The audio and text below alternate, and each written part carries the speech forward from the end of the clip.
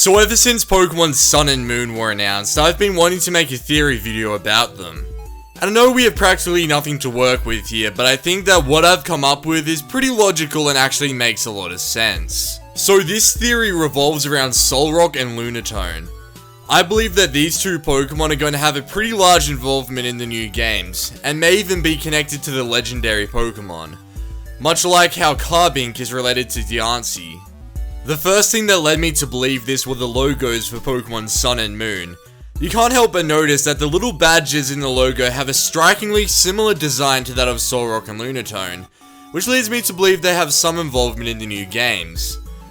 As well as this, both Solrock and Lunatone's Pokédex entries state connections to the Sun and Moon. Solrock's Generation 5 Pokédex entry specifically states that it is rumored to be from the Sun, and Lunatone's Pokédex entry shows it has a strong link to the Moon, as its Gen 4 Pokédex entry states that it is more active during a full moon.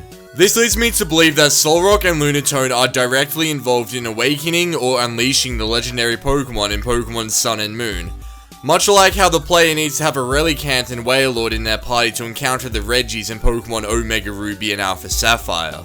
Maybe Solrock and Lunatone will receive new forms in Pokemon Sun and Moon. I would personally love to see them both gain Mega Evolutions. Either way, I strongly feel that Solrock and Lunatone will be linked in some way to the storyline in Pokemon Sun and Moon, and probably have some sort of connection to the Legendaries. Maybe saying that they are involved in unleashing them is a bit of a stretch, but I still think they will be related. Anyways, I'd love to hear what you guys have to say about this, so make sure to let me know in the comments section below.